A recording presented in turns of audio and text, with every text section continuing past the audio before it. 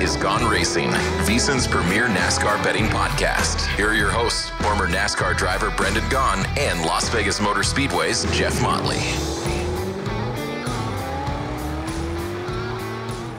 Welcome everybody to the fabulous VSiN studio at the South Point. You heard it right there. Brendan Gaughan, Jeff Motley here with you. Mr. Motley, it was our favorite week of the year. One of our favorite. I think it's the second favorite personally. That's just my own opinion, but you know. And I understand that, and maybe I kind of feel the same way because I have a very soft spot for what's on my shirt right here. So, but Pennzoil 400, Las Vegas Motor Speedway. To say Vegas has had eclectic weather as of late, I think would be kind of an understatement. How about the whole West Coast having eclectic weather? But Jeff, we got the weekend in. We had the snow 2 days before the race. We had all this amazing stuff. A little breezy out there, a little colder than we're used to seeing, but still a great weekend overall. But how about a dominant weekend for every Chevrolet in the field? Yeah, the Chevys definitely have come to play this year, no doubt. You know, we talked about going into the Las Vegas race how you really couldn't pick on a manufacturer. You know, Logano had been so good in Fords. We'd seen Toyotas with Denny Hamlin and Kurt Busch win lately. In the Chevys, we had Alex Bowman, Kyle Larson have won, and then William Byron takes another Chevy to victory lane. And you talk about this the whole weekend. Austin Hill winning the Xfinity Series race, and then Kyle Busch winning the truck race in a Chevy. First time he's been in a Chevy in probably quite some time, since back in his Hendrick days. Well, and a little side note, Brexton Busch. The Bandolero got a second place. Second place in the Bandolero, which was pretty good considering he was racing. The kid that won was 13 and Brexton is 7. So that's kind of a big step up. Just got to throw a little Brexton in there. It's kind of fun. Good for him. But the thing we talk about here on this show, of course, is the Cup Series race. And, man, what a dominant day for Hendrick Motorsports. Well, it certainly was. Well, William Byron was really the best car all day, and he got shuffled back a little bit on the last pit stop, and it looked like Kyle Larson was going to win the race. I mean, Kyle Larson really seemed to have things under control, and about 3 laps to go, Eric Almirola spins out, crashes, and had to have a pit stop. Everybody pitted except for Martin Truex Jr. Turned out not to be a good decision for Martin Truex Jr. You know what, but here, I mean, not that it matters on this show. That's more of a commentary show, but I love that James Small took a shot, right? Yeah, they ain't going to win the race. But I will argue that a combination of William Byron's pit crew and Truex's decision to stay out really won the race for William Byron, because being the first one off of pit road with Truex staying out allowed Byron to line up on the front row. What hurt Martin was Kyle Larson got stuck behind Truex. What hurt Martin was nobody else stayed out. Correct. If you get 3 or 4 guys stay out, you get a couple rows, you got a fighting chance. But it also hurt Kyle Larson because he had to line up behind those guys. No. Well, he would have been behind Byron or behind Truex. What I'm saying is Larson couldn't get the front row. Look, what Larson could have done was line up behind his teammate. But what Larson was thinking was that Martin would have a bad start. He'd go to the bottom of him, put him 4 wide, and try to make a move. Didn't happen. Didn't go well. But still, William Byron, big day. And we talked about William Byron a little bit. We were high on him, but I can't say any of us said we were going to pick him to win. But Byron, once again, he's that guy over at Hendrick, Jeff, that we don't talk about him. We talk about him. He's great. And he doesn't do anything for us for 6 weeks. And then all of a sudden he comes out of nowhere and pulls 163 laps led and a dominant performance. Well, and Las Vegas is a track that he has had a number of really good runs in Las Vegas. He just never found his way to victory lane. And I think he was almost thinking to himself, here's another great run I'm having in Las Vegas, and I can't find victory lane. I mean, but look, 175 and 6 laps for him, 63 laps for Kyle Larson. Dominant day for Hendrick. Byron, though, if you bet him to win, we started the year 3 double digits. Well, Daytona kind of doesn't count, really, if you really – but, 4 if you want to count the Clash. Martin Truex was double-digit. 12-1 to win the race. He was a plus 340, not a bad return for a top 3. Group C was plus 270. And Chevrolet, of course, as we've talked, it was minus 125, and I do not see that changing anytime soon. Jeff, one thing we have to talk about the Chevy camp, which affects your championship odds, which is going to affect – lots of things here going in the future, and that's Chase Elliott. We got to talk about the Chase Elliott situation real quick. Yeah, Chase Elliott, he broke his leg on Friday morning snowboarding in Colorado, had to have surgery. The word came down this week from Hendrick Motorsports. They expect him to be out for at least 6 weeks. I'm sure it could potentially go longer, but he's a pretty healthy young guy, so hopefully he'll recover. Josh Berry's going to be in the car for the oval races, And then one of the Taylor boys, is it Jordan Taylor? Jordan Taylor's going to run Coda. Jordan Taylor's going to run Coda, and I think they hope he'll be back. But I'll tell you what, I can't wait till we get to Coda and see the odds on Jordan Taylor. Well, I bet the odds makers don't quite know, and we might have something to put there because Jordan Taylor. But this is going to be a little different car than what he's used to driving. But yes, he's a road course. He's man. always been really good in the Rolex 24 at Daytona. Now, I want to ask you as a former driver. I mean, there's been a lot of talk this week about the fact that Chase was snowboarding, but I mean, guys have to have a life, and Chase was a very experienced snowboarder. The first time I snowboarded with Chase, I ski. I can't snowboard, but I choose to ski. First time I did it with Chase. Oh, goodness, what was he? Maybe 5 years old, 4 years old. I was there with his daddy. And they were probably living in Colorado at the time, I believe. They have a lot of time there. They have a home right there. And you know, saw Bill and Chase on the mountain, and Chase was maybe 4 or 5 years old. You know, so the young man knows how to snowboard well, but life happens, and whatever happened. Looks like a boot top fracture is what we call it. But Chase is strong. He's fine. Hendrick has done a nice job of saying, hey, look, we're here. Josh Berry, great opportunity for Josh. You know, Josh can do a lot here for himself, good or bad. You know, so Josh has some pressure on him now. But Chase Elliott will not be in the car for at least the next 5, 6, maybe 7 races. We'll see from there. But they granted him a waiver. At the end of the show, we're going to talk about odds to win the championship. Chase's odds may shift. And we talk about when to bet a future, right, Jeff? This could be a really good time if you want to jump on him, because if he comes back healthy, he's got all these road courses, which we know he is so good at. He'll get a win. He'll get himself into the... And let me ask you a question about the waiver. Now, first off, we need to let everybody know, NASCAR's rule is you have to attempt to qualify for every event unless you're given a waiver. Now, the guys we've seen get waivers in the past, we saw a waiver for Denny Hamlin. The biggest one was Kyle Busch. Kyle Busch won the championship. Mm-hmm. We saw waivers actually granted for Kurt Busch, for Alex Bowman, but they did not return. So here's my question. Every one of those guys got injured racing. You're missing the one waiver, the one main waiver that set the precedent. I disagreed when they gave it to this one driver, but they set the precedent, and that was Tony Stewart. Tony Stewart broke his back running a buggy out here in the desert with him and Biffle. It was a non-NASCAR sanctioned event. Non-NASCAR event. He broke his back, and they gave him a waiver. It was Tony's retirement year, and they said they wanted Tony in. So they've set a precedent. And if that's their precedent, Chase Elliott is the same. Now, at the end of this year, if they finally go, okay, all this waiver for a hangnail and slipped in the shower or any of this, they can change it at any time.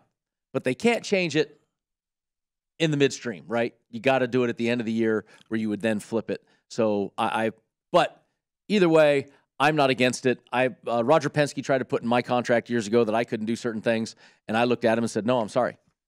He did say I couldn't race anything else. So I was not allowed to race my desert, not allowed to race Xfinity truck, anything like that. But he tried to put I couldn't go snow skiing and a couple things, and I was like, no. And so, every driver contract is different. Everything happens. Well, I'll say it's probably, if you're a Cup Series driver, it's as dangerous running an Xfinity car at Daytona or Talladega as it is snowboarding down a mountain in Colorado. So I'm in totally agreement with you. I just curious to get your thoughts on it. Let's get back to what is important in our show, and that is let's talk about the top 10 real quick. You had Kyle Larson was second at a plus 200. Alex Bowman, Hendrick, plus 600. But a few names up there. The Toyotas of Bubba Wallace and Christopher Bell. Only Ford, Austin Cindric did that with a great restart, at the end. I mean, nice job. Truex, of course, got his way in there. Justin Haley with a top 10. If you had a DraftKings top 10 bet, that had to pay very, very well, that Justin Haley one. And then Kevin Harvick may not be winning, Jeff, but he still just runs up near the front. You know what Harvick's getting to be? He's kind of like the 68, 70-year-old guy on the golf course who only hits it 210, but it's right down the middle every time. And so the guy's up there, and he's always got a 15 to 20-footer for his par, he knocks it in half the time. That's Kevin. No, that is what he's done. And then Daniel Suarez, Trackhouse, only one car in the top 10 right now. Ross Chastain was up there on that last restart and then had a bad restart. And I haven't gone back and looked at the end of it. I was trying to figure out because, some of us had Ross Chastain for a top 3. Yes, we did. And when he restarted fourth, and I thought, well, there's Mr. Aggressive. He'll at least knock one guy out of the way in front of him. He was aggressive, and it went the wrong way. And he went the wrong way. Upcoming races, here's the ones we're going to talk about this week at least. United Rentals work United 500. That's a lot of Uniteds in there. Department of Redundancy. Do you think they got the quota for the Uniteds? Yeah, I think so. I mean, that's the Department of Redundancy department. They're in Phoenix this week, of course, which is, as we all know, we look forward to this one because championship round at Phoenix, got to pay attention. The Ambetter Health 400 at Atlanta, Circuit of the Americas at Austin, Texas, Toyota Owners 400 at Richmond, and then Food City Dirt Race at Bristol. Look at this eclectic schedule right here. This is awesome. And then, of course, Phoenix. How about this, though? West Coast race. This is the original, really, NASCAR West Coast track. I mean, Riverside and some of these others. Riverside, Ontario, maybe. But Phoenix, 53rd NASCAR Cup race. How about that? So, and remember, for years, they only ran one. Yeah, they did run one for most of those years. That So is a lot of races. kind of awesome. 1 mile low bank. Love the track. So much fun. They flip-flopped it. As we all know, the most famous screw-up in track building history is where they put the tri-oval and the start-finish line. Absolutely awesome what they did there. And then Chase Briscoe is our reigning winner of this race. So let's quickly try to jump into some of the guys that have been really good here, and we'll finish this up in the next segment. But when you start looking at Phoenix, the first name is always the same. And even what have you done for me lately? Last 10 races, Jeff Motley, 10 top 10s in the last 10 races. We used to joke this was Kevin Harvick Raceway. Well, I'm telling you that his name had to be on the lease at some point. It had to be there. And he's got the most starts of any active driver out there. Nine wins in 4. That's phenomenal. That's 25% of the time he wins. 29 top 10s. Goodness gracious. All right, when we come back, we'll talk about the other guys that are good there and get to our odds to win the race.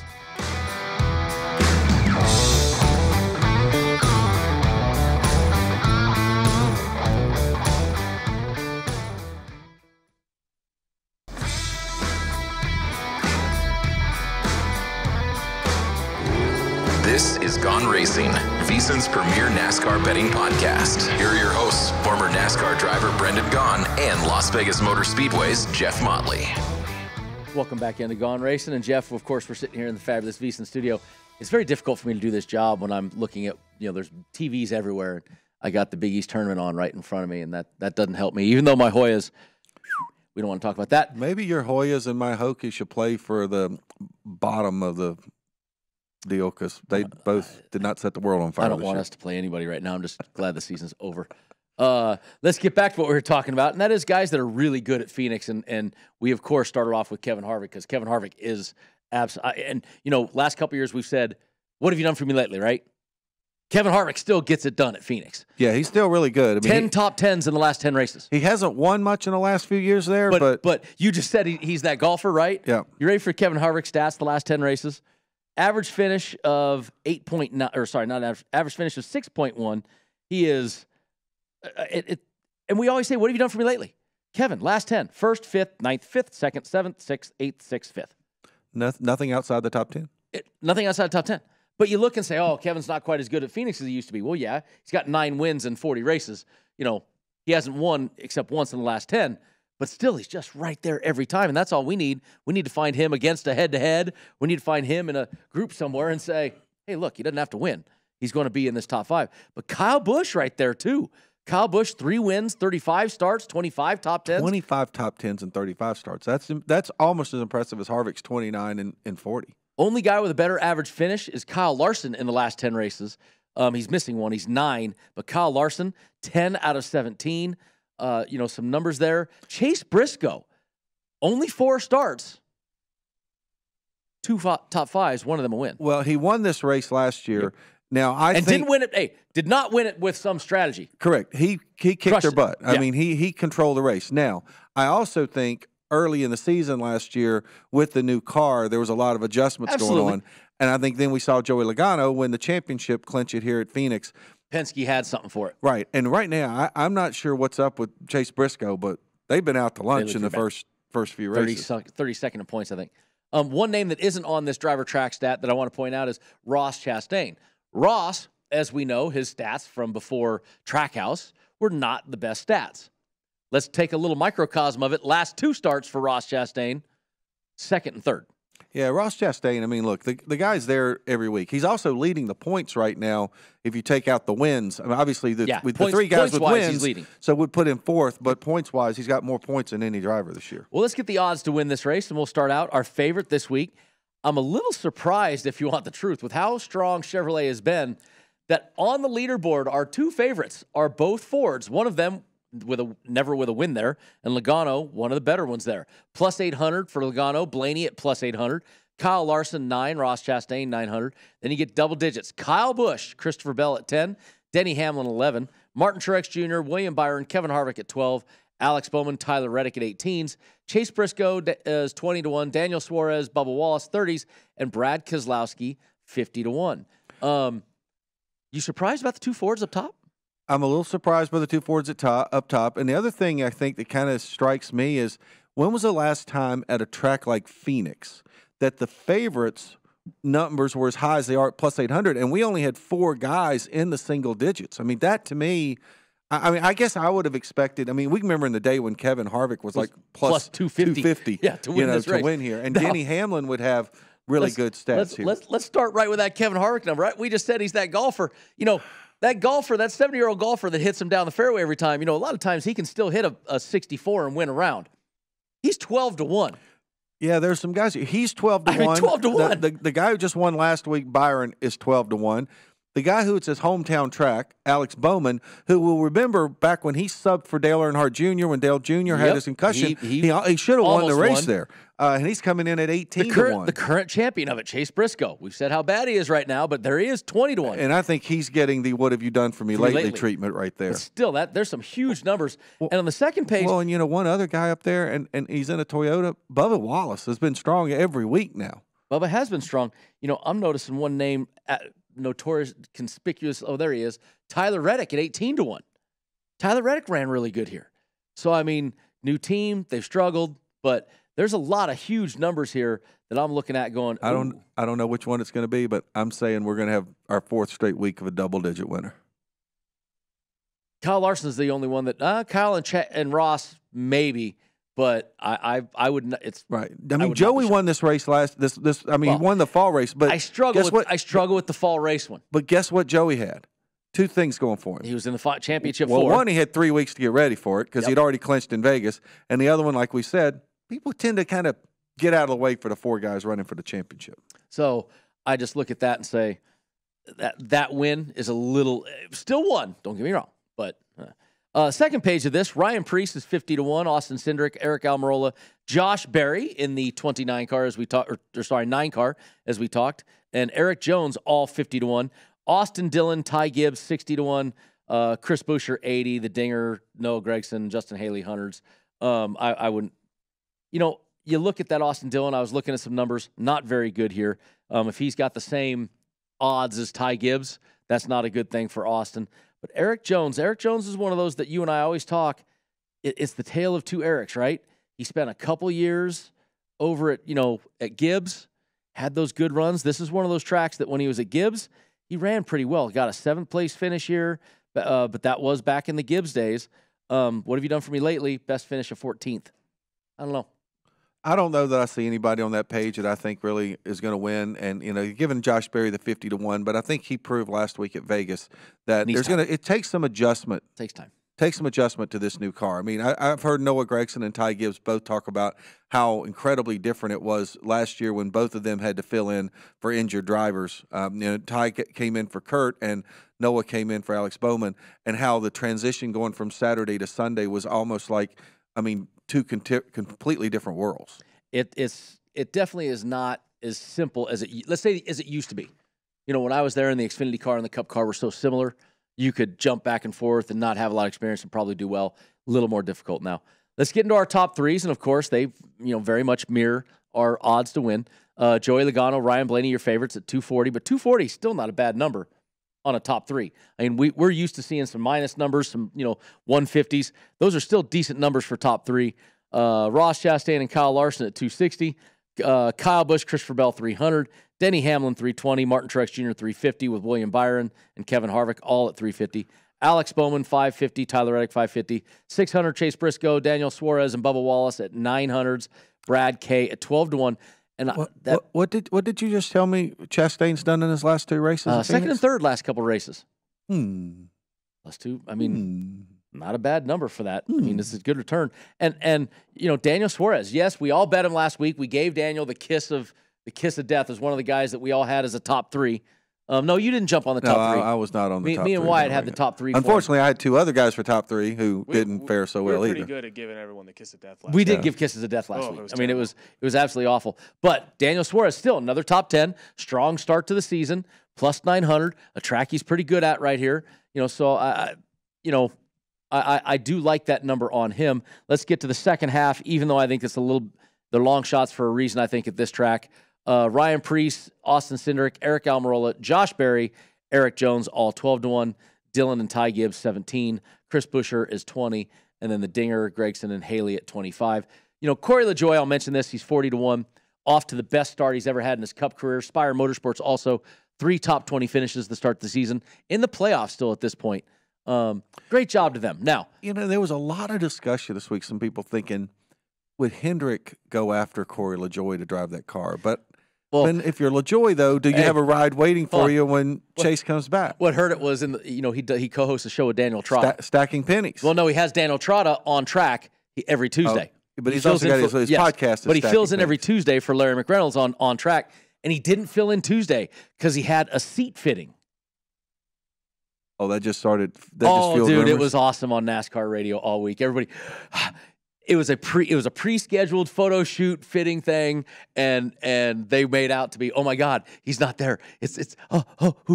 But I want to mention Corey LaJoie. We don't normally talk about him betting wise. They don't even put him in the groups often, which they should. Corey LaJoie is a guy that would be great to be in the group matchups, especially with how well they run and tough it is to figure out where they're at. That'd be a good one they need to add. But he's 40-1. Don't see it. Second page, same thing, Jeff. You really see anything that you kind of jump out and go, yeah, I'd jump on that? I don't, although it seems like about once every couple of months, Justin Haley pops up there. He does Here, too. Allmendinger 1 could potentially jump in there and sneak into a Dinger's spot. really good here. I mean, you got something there. Dinger could. Yeah, the Collie cars would be the only ones I would say might come in and throw us a curveball a little bit. I think. I mean, Noah Gragson. I think he's still, that team has not.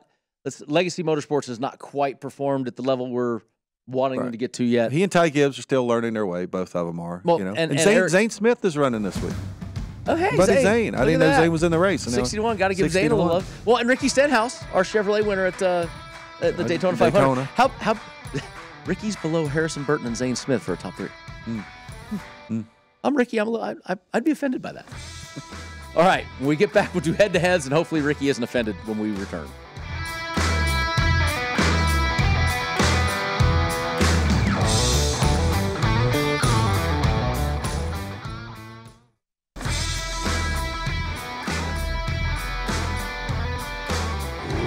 This is Gone Racing, VSiN's premier NASCAR betting podcast. Here are your hosts, former NASCAR driver Brendan Gaughan and Las Vegas Motor Speedway's Jeff Motley. Want to rewatch any part of today's show or any past show for that matter? Check out the Gone Racin podcast. It's free and available now at vsin.com/podcast or wherever you get your podcasts. We give you all the latest news, odds, and everything you need to know to head to the betting counter before each and every NASCAR Cup race. While you're there, catch up on every VSiN show as well. vsin.com/podcasts. Mr. Jeff Motley, welcome back. We are talking all things the United Department of Redundancy, Department United Reynolds United 250. What was the one? Was it last year that you had, or was it 2 years ago? That was the Bushy McBush. We haven't given a face. Bushy McBush call in a couple of years. Bushy that was a McBush. good one. Bush face or Yeah, no, we had the Bushy McBush, Bushy face, Bushy face. Yeah, we should play that. Hey, hold on. All three of us got the Bushy face. We should play. Our theme should be that Reunited song by Peaches and Herb. Actually, it was really funny. I think it was Katrina Peaches and the Sunshines was on Katrina this and the Waves. and the Waves. Yes. Katrina Walking on Sunshine. I was thinking of Karina walking on Sunshine. Just take out the T. It's Karina. We miss Karina around here. She still, of course, is a huge part of the show. She's got a big pick today. She's got a big pick today. Yeah, Karina's got a big one. Okay. Well, yeah, because guess what? Isaiah and Wyatt have taken her straight into the dumper, which we will see in the final segment. It was more Isaiah than me. Just put that on record. All right, let's get to our head-to-heads this week. And Mr. Motley, we joke about this show all the time about doing a don't line. And I understand the love for Ryan Blaney. He's been very good here, 7 top 10s in the last, 10 races. But Ryan Blaney is minus 125 against Ross Chastain, Kevin Harvick, and Kyle Busch all at 105. And I'm looking at average finishes in the last 10 races, Jeff. Ryan Blaney's average finish last 10 races, it's very good. It's 11 point, what did I say? It was 11.9. But he's up against Kevin Harvick at 5.4. Kyle Busch at, sorry, I didn't bring my computer today, my fault, 6.6. And who else we got? Ross Chastain, who's got a second and a who third, was a second and a third in the last two races. So I'm renaming this segment "Scratching My Head to Head" because I don't quite exactly get.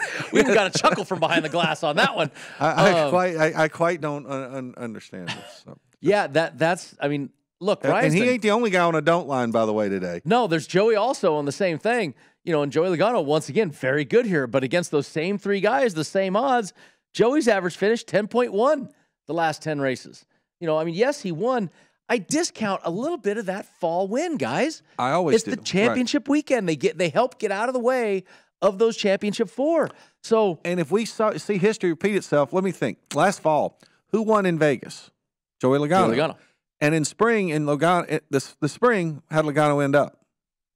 This year? Dead last. He did horrible. But no, he did get wrecked, but he was running horribly when he got wrecked. I mean, got the pole, but when you get spun out running 14th, it ain't like you got spun out leading the race, right? Yeah. So Blaney, good run in the fall. Yeah, I'm not counting on much for the spring. I just look at some of those and do scratch my head. There's also William Byron, the current winner, 105 to Christopher Bell's minus 125.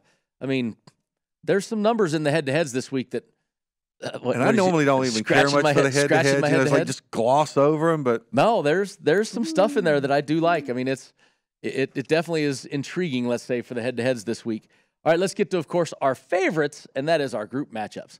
And we will jump right into Group A. And dang it, Kevin Harvick is not in the group I wanted to be in. It's Ryan Blaney, 265, Joey Logano, 265, Ross Chastain, 275, Kevin Harvick, 280. Come on, man. They've had Kevin Harvick in like C's and D's in the last few weeks, and just because they go to Phoenix, they bump him back to A. Come on, Westgate. Help us out. But you know what I find a little bit odd about this is Kevin Harvick is in Group A, but he's 12-1 to win the race. There's a guy that's plus 900 to win the race who's we're going to talk about later who's in Group B. Shouldn't he be in Group A? I just don't like that. I mean, that bums me out. But if I still look at it, there's your Ryan Blaney, who right now, okay, he's second favorite to win the race, but he's even money with the favorite, and then Ross and Kevin.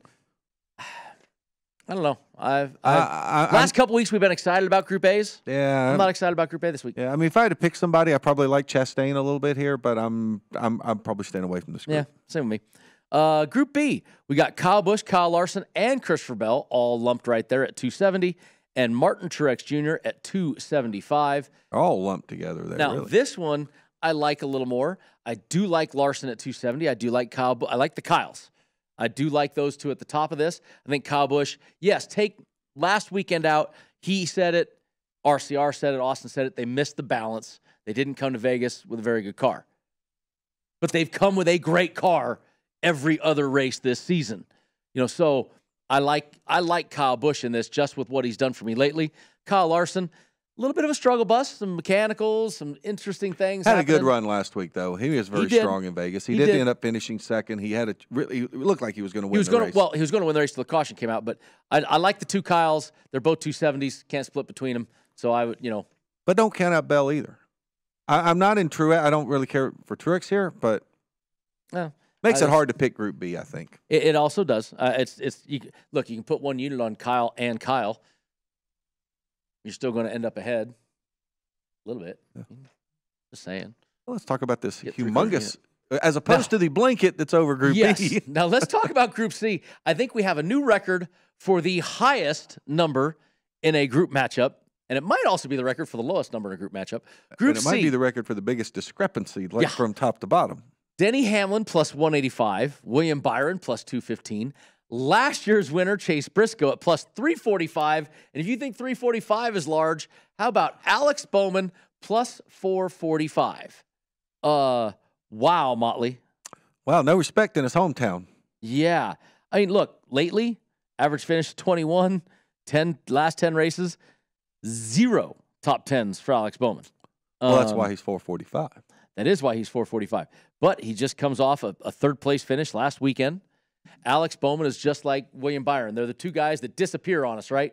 They disappear all the time, and then poof. They just show up out when of you thin least air. They expect show it. up, and you're telling me that I got a group matchup that I'm in a 4-man horse race with a guy in a Hendrick car, and he's plus 445. Yeah, the problem is there's another guy in a Hendrick car plus 215 who just won last week. I get it, but it's a 4-man horse race at 445. What? That's just too juicy of a number to pass up. I mean, you want to talk about enticement? You got me enticed. That's enticement. I agree. Look, I think it's a tough group, but I can see why you'd go that way. We're not going to have the kiss of death here, are we? I don't think he's going with okay, it. So, okay. Well, I got to point over you if you're watching the podcast. But yeah, I just we're in our little Brady Bunch box right now. We got all three of us. 445 is just come on. It's a head-to-head matchup. I'm getting better than his number for a top 3. Better than that's too big of a number. And it's a Hendrick car. It's not like I'm talking about a Stewart Haas car. Chase Briscoe, 345, last year's winner. Stewart Haas car, not running really well. Okay. This is a Hendrick car. I'm not arguing with you. I think you're just astounded that the number is so big. I am astounded that it's that big. All right, let's get to Group D. Group D has our Tyler Reddick leads it off at plus 230. Daniel Suarez, 285. Bubba Wallace, 290. Brad Keselowski, 290. Wow, I have one that I zero right in on that, and it sticks out like a sore thumb to me. Well, I mean, I guess you and I are looking at it differently because I can certainly make an argument for the top 3 guys on this list here. I mean, Reddick runs very, very well at Phoenix, yet at the same time, the Chevys have been so good this year that I see Suarez there, and Bubba Wallace has probably been more consistent than anybody in this group so far this year. So I can make a case really for all 3 of those guys. So no, I'm not very confident in that group at all. I just look at Daniel Suarez. I mean, here's the guy that's been running the best all season. Tyler Reddick has had a rough start to the season. We haven't seen, really a sign of life out of that yet. You got Bubba Wallace, who Bubba does well, but looking at the stats, Bubba's not been good here in the past. He's got 1 top 10 in the last 10 races, average finish of 22. And Brad Keselowski, I know this is going to hurt our man White behind the glass, but you want to know Brad K's stats the last 10 races? Do you really want to know them? It's a new dawn. It's a new day. Sadly, it's not as good a car as at most of those races were. I'm just a little upset at his performance last week. I mean, look. It wiped out his chance of picking Keselowski this week. No. I still have that pick left. You go back, if you say, what have you done for me lately? Hey, guess what? In 2020, he was 2nd and 4th. That was with Roger Penske. And who's he driving for now? 23rd and 35th last year. Just saying. That's a little tough on that one. So I'm a Daniel Suarez guy. I'm not picking this group. Group E, we got Austin Cindric at 250, Eric Almirola 250, Ty Gibbs, Austin Dillon 295. Now this one I actually have a strong feeling on. Look, I'm not Dillon's saying been running the best of the season. He has, but Cindric had a good run last week. Yes, he did. And these Penske cars are usually pretty strong at Phoenix.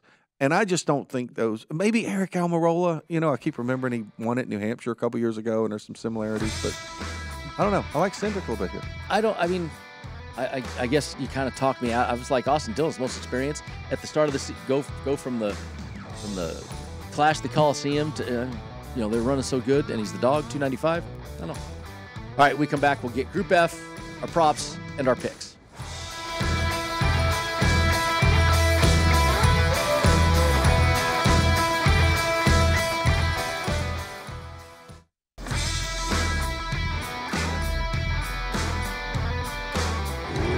This is Gone Racing, VSiN's premier NASCAR betting podcast. Here are your hosts, former NASCAR driver Brendan Gaughan and Las Vegas Motor Speedway's Jeff Motley. And welcome back to Gone Racing, everybody. Jeff, we're just wrapping up our last group of the Phoenix race weekend, and we just talked about Group E, a little tough. This is the toughest set of groups I think we've ever had. Group matchups are tough this week. But we get our last group, and it's Group F, and a lot of our usual suspects in here. A.J. Allmendinger, your favorite, at 230. Justin Haley at 285. Our man Chris Buescher, 290. And Noah Gragson, 290. We love to say Chris Buescher cashes tickets, but those two colleague cars loom large right there in that screen to me. Well, they do. Buescher didn't cash for us last week, but Buescher has been so good in this group. And And Fords were strong here. I mean, we know they've been good here. This is a tough one. I do like Chris Buescher here, though. Dinger he ran the championship race for Colleague. Not in the championship, but he finished 12th at the Phoenix race in the fall. Now, that part I don't discount. That part is, I discount kind of the winning of that race. But as far as A.J. Allmendinger finishing 12th in that race, that's a, pretty good showing for that Colleague team right there. I don't know. I mean, in Buescher, I trust. But Buescher, I trust. I mean, he does cash tickets. It's tough. But man, this is a tough one for all the group matchups this week. I mean, it's hard to really nail these down today. Let's get into our one prop we have, and of course, that is the manufacturer prop. 150 for Chevy, 160 for Ford, 240 for Toyota. Better for Chevy this week. Last week they were minus 125. So I mean, that's kind of a bonus, I guess you could say there, that they're up at 150.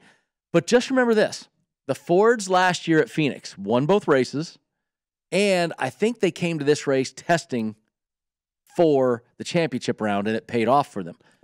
I think everybody's going to do that this year, though. It did, and I think one of the interesting things, and we really haven't talked about it that much on this show, NASCAR completely changed the package on these cars for this race. And this will be the first race. And this is going to be the first race for that new package. So, and we've had each manufacturer came out and tested the new package, and something we have not seen a lot this year, these teams are going to get Friday. They're going to get an hour and a half practice on Friday before they do their regular Saturday practice and qualifying to get the cars dialed in. So I think that's going to help the cream rise to the crop a little bit. I think the manufacturer pick is just not enough return on the investment for me. Nope. And I think this year, even Toyota, everybody's going to be testing for that final round right now. I think whoever hits it will be the one, but we don't know which one it's going to be. We said at the top of the show we wanted to talk about some futures a little bit because we had, a pretty big change here with Chase Elliott being out for about 5-6 weeks, or at least guaranteed 5-6 weeks. And there you go. There's what I talked about. Chase Elliott was the favorite to start the season at 650 or 550. Sorry. You and I talked, Jeff, when to bet your futures, when to move things. I'm going to even put money where my mouth is and say, don't bet Chase Elliott yet. I think that will be a double-digit number before he comes back. And why do you think that is? If he's out for 6 weeks, we know he's got a lot of road courses. But I will say he is not accumulating any playoff points. Even if he picks up a win, he's not getting any playoff points. But what's going to happen is, you're going to get a Ross Chastain that's going to get a win here. You're going to get a Denny Hamlin with a win. You're going to get a Brian Blaney or a William. You're going to get these guys that get wins and start crowding that top of the field, right? And I think that people are going to keep betting some of those things. And Chase Elliott will start to be even more. It's going to be forgotten. His number, remember, how do odds move? You stop betting on him, and they put a higher number to get people to bet on him. So I think Chase Elliott isn't even the time yet, but 950 is a good number. You can jump on it, get 950. Hang tight a couple more weeks, you might get another 10. Yep, I don't disagree with you there. I mean, I think that's probably a good move right now. I don't think that betting the championship right now, maybe if there's one guy you might look at is Larson at plus 800. Larson's going to be good. We know Larson's going to be good, and he showed that last week. Like I said, he had a mechanical failure at Fontana, so I don't get too worried. If William Byron looks as good in Phoenix as he did at Vegas, I tend to, But we talked about Byron. We've seen it in other seasons. He's going to disappear. He's going to disappear for 6 weeks. He's there, and then he'll come back. All right, let's talk about how we did last week real quick. And once again, I'm not alone in the top spot, but you're in first place. Now we tied. We can get off this graphic. Come on, guys. Come on. Leave that graphic. Put that graphic back. See those guys behind the screen. They run it. See, I want to see that same graphic. That we have Isaiah and Wyatt and Karina with the I want to see it with a little bit of a scratch on their cheek, or a little egg on their head, or something. A little egg on their head, or maybe just a bandage, Jeff. a bandage on the. I was nice enough to let you get an extra pick, and of course that pick wins. Come on now. Yeah. By the way, last week we did throw an audible. Chase Elliott got knocked out of the race. We, of course, do the show so early. Before there was any practice. We made the call before practice, before anything had happened. We allowed Jeff. He did have Chase Elliott in his picks last week. If you watched the podcast, we allowed him to make an audible. That was Commish Wyatt. We texted. I like the teaser text that he sent us.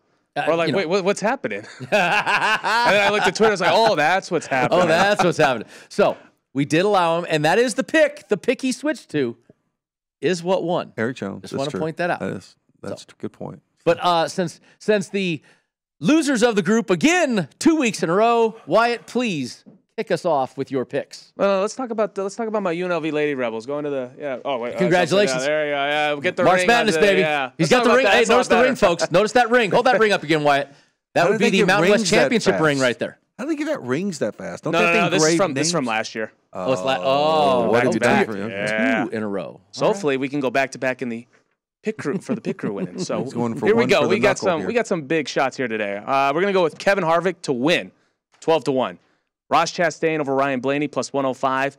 Kyle Busch to win Group B at plus 270. This one's the Karina pick.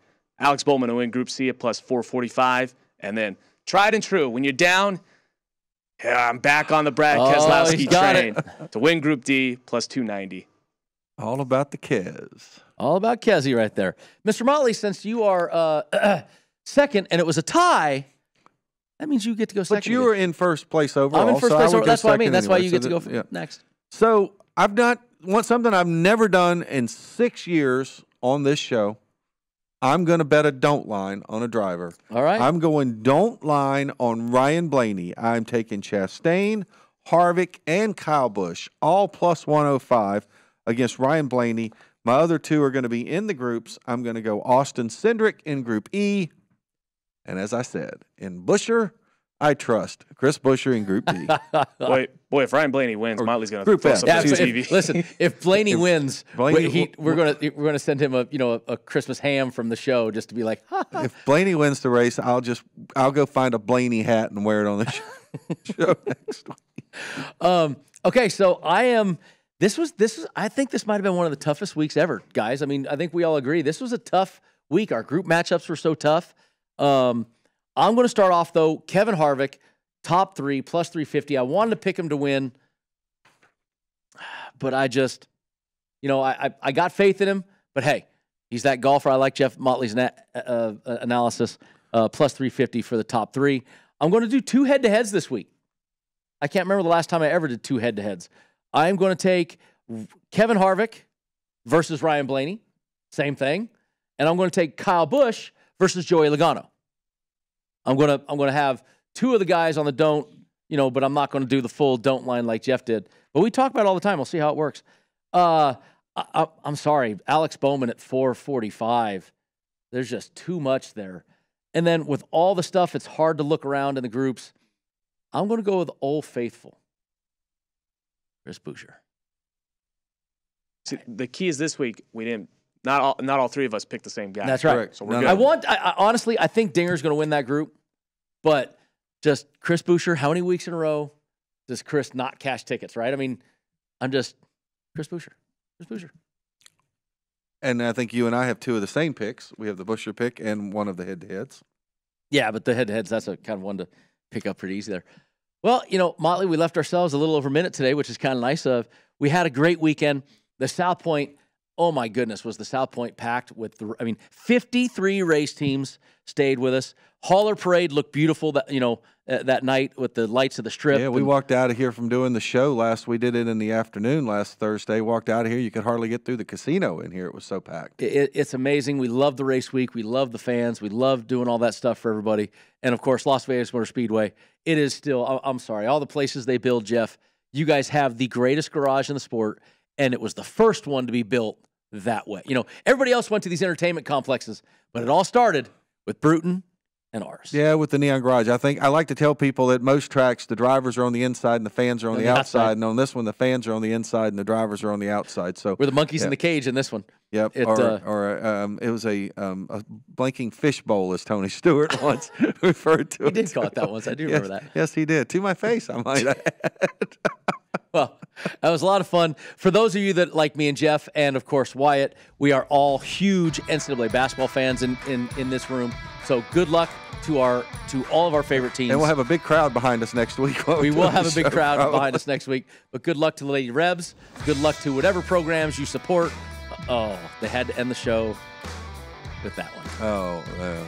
Just got to remember who won last year. Goodbye, folks. We'll see you next week.